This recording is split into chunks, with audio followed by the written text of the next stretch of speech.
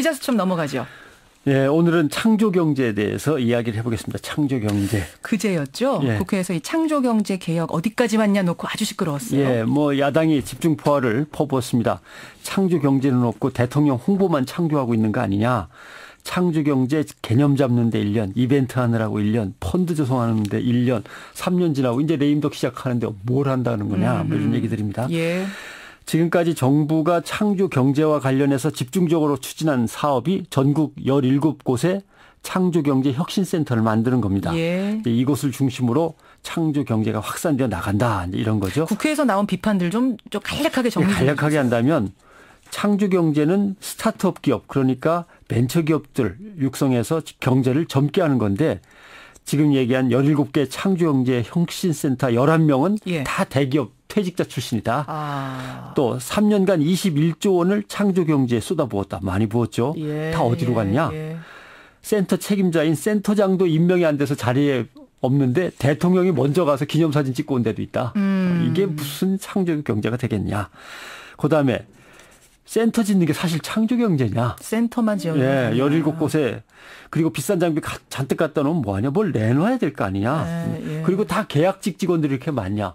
그러면 뭐 이 사람들 떠나면 업무가 연속적으로 이루어지겠느냐. 이런 것들이죠. 그러네요. 그러네요. 정부는 여기에 대해서 뭐라고 답변을 했습니까? 7월 말에 겨우 17개 짓는 게 끝났으니까 이제 시작입니다. 좀 기다려봐라. 예, 기다려달라. 뭐 일리는 있어요. 펀드 조성했다고 해서 무조건 막 투자할 수는 없습니다. 저게 사업이 성공할까 검토도 해야 되고 신중하게 할 필요는 있는 건데. 예. 그러나 박근혜 정부의 창조 경제를 못 믿는 이유. 국회에서 다루지 않은 문제점을 제가 오늘 짚어보겠습니다. 국회에서도 안 나온 비판? 문제점? 뭔가요? 예, 일단 정부와 여당의 태도입니다. 창조 경제를 제대로 하려면 미디어 정보통신 기술을 살려서 부가가치를 만들고 이거를 기존 산업하고 묶어줘야 되는 것인데 미디어 예, 정보통신 기술 뭐 다 묶어서 새로운 걸 창조해내야 되는데 여당과 정부의 입장은 미디어도 통제하고 포털도 통제하려고 그래요. 그러네요. 그러니까 이런 거예요. 결국 기술자들을 정치 밑에 두면은 거기서 얼마나 좋은 획기적인 창조적인 기술들이 나오겠는가. 안 나옵니다. 예. 그다음 창조경제 깃발을 대통령이 쳐든 이후로 벤처기업 수가 3만 개를 넘었고 벤처 캐피털 신규 기업 투자도 한 1조 6천억 많이 됐어요. 많이 됐네요. 예, 많이 늘었습니다. 예. 문제는 지금 그 돈이 꼭 지금 필요한 혁신 기업가들에게 빨리 전달돼야 되는데 그게 이루어지고 있느냐. 이게 핵심인 거죠. 예. 모아놓은 돈은 많아요. 그러네요. 집도 많이 지었어요. 사무실 같은 것도. 그러나 꼭 지금 돈이 필요한 사람한테 정확하게 빨리 배달될 수 있는 그 시스템이 갖춰진 거냐. 이제 그게 문제죠. 그러네. 창조경제 지금 3년인데 예. 21조 원이라고 하셨잖아요. 그렇습니다. 과연 시기적절 또 적재적소에 쓰였는가. 이거 한번 검토해 보셨어요? 저는 아니라고 봅니다. 왜냐하면 혁신센터를 짓는 거는 건설 사업입니다. 혁신센터 부지 마련하는 건 부동산 사업이고 비싼 기계 사다가 쫙 진열해 놓고 사진 찍는 건 전시성 사업이고 예.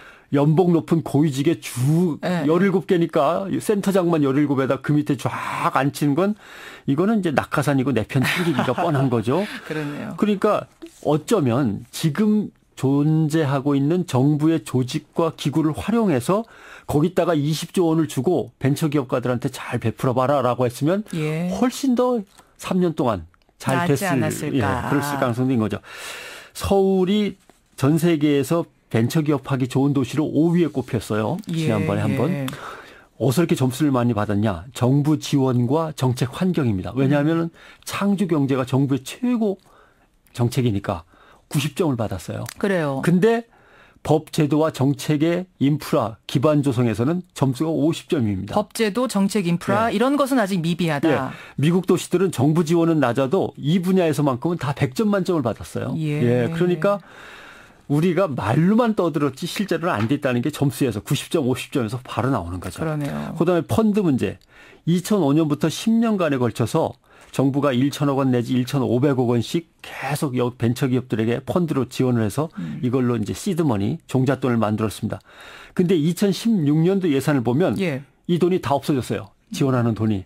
정부가 긴축한다고 다 잘라버린 거죠. 그래서. 창조경제라는 걸 캐치프레이즈로 내걸고 나라의 운명이 달렸다라고까지 하는데 이 지원 없앴다는 건 잘 이해가 안 가네요. 한 11년 동안 많이 줬으니까 이제는 알아서 해라. 또는 이제부터는 민간 자본한테 의도다 써라. 이렇게인데 아직도 정부 정책 자금에 의존하는 비중이 상당히 큽니다. 이렇게 쉽게 자를 수 있는 게 아니거든요. 그래요. 그렇고 또 정부가 이렇게 확 잘라버리면요.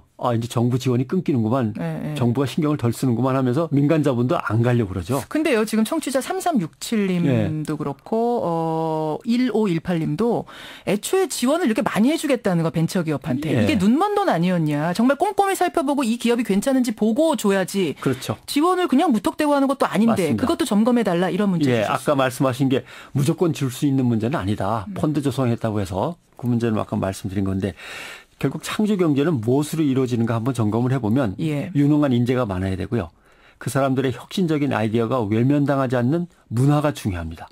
그다음에 작은 아이디어를 키워서 다른 아이디어와 묶어질 경험 많은 멘토들이 필요하고 자금이 제때 들어가야 되고 그리고 새로운 분야의 아이디어를 현실화시킬 기술적인 뒷받침이 있어야 돼요. 그렇죠. 이게 이제 기술의 인프라라고 하는 건데 이것을 컨트롤하고 원활하게 돌아가야 되는 게 정부 지원인데 근데 대통령 연설은 100점 만점에 90점인데 제도와 정책은 50점이니까 이게 안 되는 거죠.